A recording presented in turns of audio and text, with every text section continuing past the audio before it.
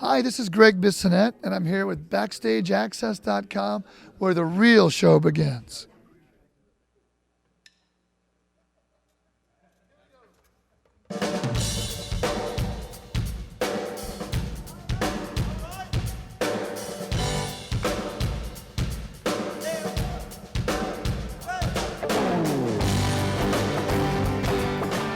Tom Jennings here. We're at the Niagara Fallsview Casino in Niagara Falls, Ontario. Gregg Bissonette, drummer extraordinaire. Oh, thank you. I have one of my best friends in the world, actually the drummer in the band, the cover band that I play in, said, "Oh, you meet Gregg Bissonette? Ask him if he could clone his arms for me so I could play like him." Oh, man. What do you play, Tom?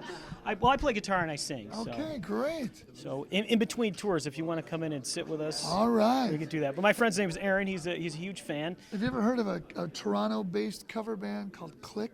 No, I haven't. I met him when I was working with David Lee Roth in Vancouver at Little Mountain Sound, and they were playing at the Roxy there, or the Club Soda it was called, and they were all from Toronto. They played Rush just like Rush. They played every band just like the band. They were pretty amazing. It must be a Toronto thing. I saw a Kim Mitchell cover band out there. Sounded exactly like Kim Mitchell. Yeah, I love Kim Mitchell. Well, speaking of bands, the guy that runs the site, Gus, is a huge fan of your David Lee Roth group. All right. Steve Vai, Billy Sheehan, a Buffalo guy from around here. Ladies' Night in Buffalo. Ladies' Night in Buffalo, yeah. David Lee actually made an homage to that when Van Halen came through. Did he really? He did. What did he say? Well, he actually sang a verse of it because the show was in Buffalo at HSBC. So we all, those of us that were on the inside, kind of cracked up. Do you remember the origins of that song? The irony of the fact that from Tallis days. Sure. Yeah, sure.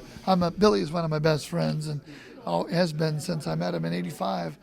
And I'm a big Tallis fan. And you know what's crazy is I'm going to tell you something wild about the Fallsview Hotel. There's a guy that works at the sushi bar right around the corner here.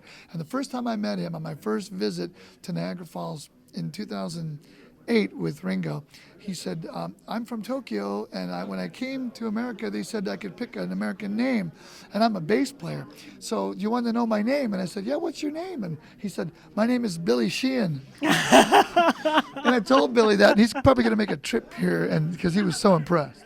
So. Has Billy seen you play with Ringo? Yeah, he was at the Greek Theater show 2 years ago, the summer in Los Angeles. There's the Hollywood Bowl, there's the Greek Theater. He came to the Greek Theater with his new wife, and so they're newlyweds, and he was there. So yeah, it was great having him there. Now this must be a very different experience. Ringo's all-star band, the David Lee Roth band, maybe. Different but similar, different guys, but everybody's passionate about the music and has fun. It's about fun. And touring with Dave was about fun, and touring with Ringo was about fun, and just having a blast. Now, Ringo, obviously one of the first great rock drummers of all time. My favorite drummer of all time. Well, have you ever had a chance to maybe play on some of his kits, some of his vintage kits that he played with when he was with the Beatles? No, not those kits, but I've played on his kits for the tours, which are vintage now because he's done them on the All-Star bands. I'm not sure where the other 2 or 3 or 4 kits that he worked with the Beatles are located. Haven't seen them, but I'm sure they're stored safely away somewhere. But I'm a huge, huge fan, and he's just the guy that got me into wanting to be in a band. He's the guy that got the drums up on the riser, not just the drummer in the back that's sitting there, nobody can see him. He got me into playing match grip, because before that it was traditional grip, and he started, traditional grip makes no sense to me for drum set. For Civil War, when your drums tilted like that, okay. But for now, we keep our drums flat. He plays for the song. The beats that he came up with for the Beatles in his own career, his own solo career, they are the greatest beats for me. And I mean, for a long time, he's probably been the most underrated drummer. I think not by me. Is he a drummer's drummer more so? He's a drummer's drummer. Anybody that thinks he's not a good drummer, they're wrong, because he's a great drummer. He's got tons of technique and tons of chops. You listen to the fills he plays, the difficulty of the fills in songs like "She Loves You" and "Ticket to Ride," double stops with both hands.